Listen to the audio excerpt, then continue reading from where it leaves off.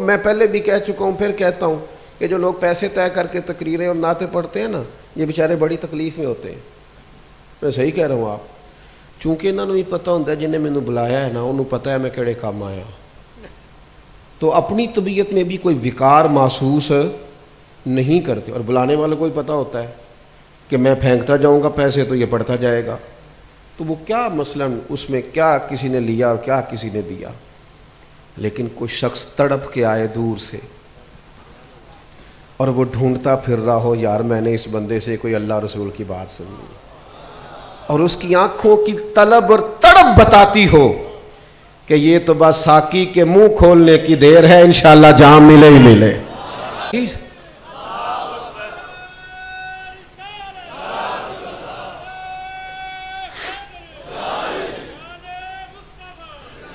تو دلوں کو سخت کر لیتے ہیں لوگ اپنی.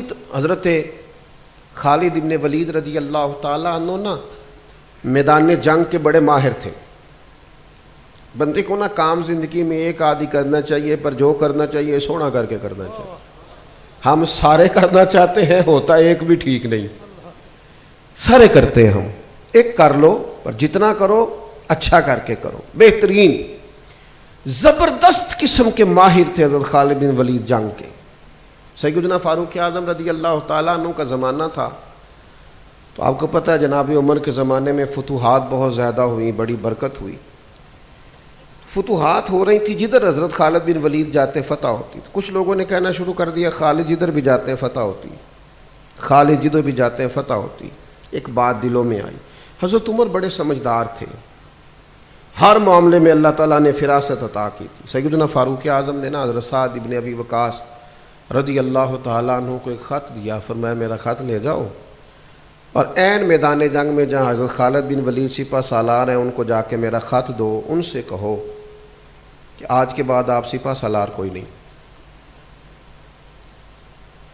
اگر آپ نے ایک سپاہی کی حیثیت سے میدان میں لڑنا ہے تو 100 بسم اللہ، ورنہ واپس آ جائے مدینہ شریف.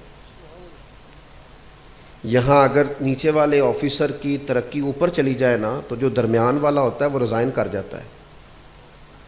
وہ کہتا ہے میں اپنے جونیئر کو سلوٹ کروں گا، یہ کیسے ہو سکتا ہے، لوگ چھوڑ جاتے ہیں. اور پھر ایک آدمی کو سپہ سالار سے اٹھا کے آپ یہ حضرت عمر دکھانا چاہتے تھے. جناب فاروق اعظم نے کہا ان سے کہیے گا اگر آپ رہنا چاہیں تو آپ سپہ سالار بھی سپاہی ہیں، مجاہدین کی صفوں میں لڑے. کمان اب حضرت صاحب بن ابی وقاص کے ہاتھ میں، دل میں ہوتی نا کوئی اور شے تو واپس آتے. واپس کیا آنا تھا، اللہ ماشاءاللہ ہمارے ہاں تو گروپ بنتے ہیں، چھوٹے چھوٹے گروپ. کسی کو کسی غلطی پہ ڈانٹ دیا جائے وہ ملی نقصان کرتا ہے، گروپنگ کرتا ہے، اداروں میں، جماعتوں میں، تنظیموں میں، گروہ گروپ بندی کرتے ہیں. لوگ اپنی غلطی نہیں مانیں گے، گروہ بندی کریں گے.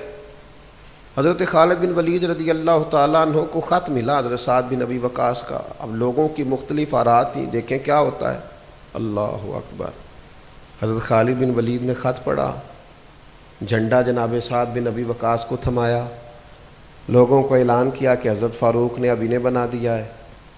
تو لوگوں نے پوچھا حضور اب آپ مدینہ شریف جائیں گے؟ یہ بھی دل ہے، یہ بھی ایک دل ہے. حضرت خالد بن ولید کہنے لگے مدینہ شریف کیوں جاؤں گا، میدان کا آدمی ہوں، میدان میں رہوں گا. کہا جناب آپ سپہ سالار نہیں ہیں تو اب کیا ہوگا؟ فرمانے لگے میں رسول اللہ کا نوکر ہوں، میں سپہ سالاری کے لیے نہیں لڑ رہا، رب رسول کی رضا کے لیے میدان میں کھڑا ہوں، مجھے سپہ سالاری کی ضرورت نہیں.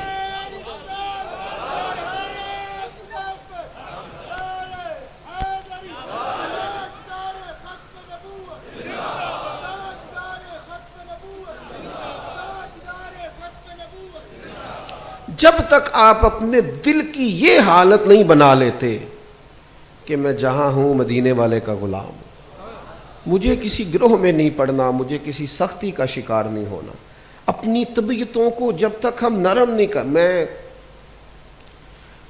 ایک دوست آگے ایک دن بھاگے بھاگے کہنے لگے صاحب ایک گل کرنی. میں کہا جی کرو. کہنے لگے لوگ مولویوں نے بڑے خلاف نے. میں پریشرائز ذرا کم ہوتا ہوں، میرا ایک اپنا سوچ کا معیار ہے.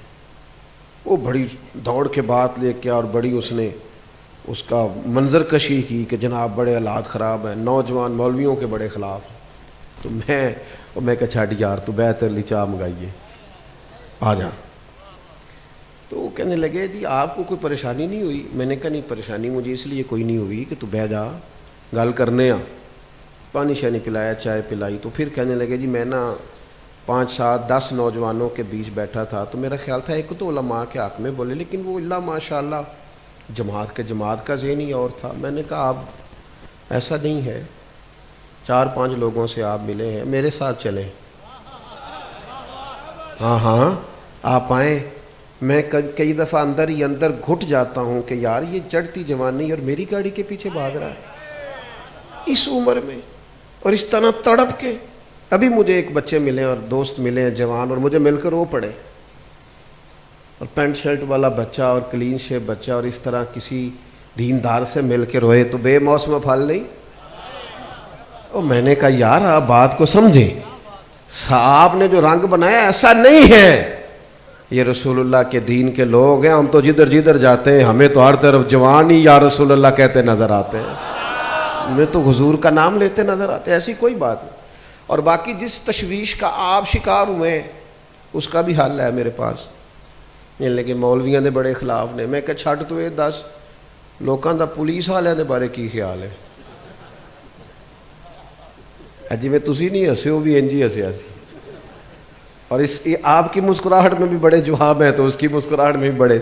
پھر میں نے انہیں کہا ڈاکٹروں کے بارے میں کیا خیال ہے لوگوں، بتائیں، بڑی اعلیٰ رائے۔ عدلیہ کے بارے میں کیا رائے؟ آپ اس لیے اتنی جلدی گھبرا جانا کہ فلاں طبقے کے بارے میں، ہم سب کے دل ایک دوسرے کے بارے میں سخت کر دیے گئے، ہمارا مزاج بن گیا، ہم کسی ایک دوسرے کو قبول کرنے کو تیار، حالانکہ سب کو سب کی ضرورت ہے۔ علماء کی طبیعت میں علالت آتی ہے تو ڈاکٹروں کے پاس نہیں جاتے، 20 ڈاکٹر مجھ سے مشورہ کرتے ہیں دینی مسائل کے معاملے میں، فون کرتے ہیں جناب یہ مسئلہ بتائیں، ان کو ضرورت ہوتی ہے تو وہ شعبے کے آدمی سے رابطہ کرتے ہیں۔ ہم سب کو ایک دوسرے کی حاجت ہے، لیکن ہم کیا کرتے ہیں؟ صرف اپنے حق میں لوگوں کے دلوں کو نرم کرتے ہیں، دوسروں کے بارے میں نرم کرتے ہیں۔ ایک ایک خوبی ہر شعبے کی اپنا لو، ایک ایک مجھ سے پوچھ لو نہیں نظر آتی تو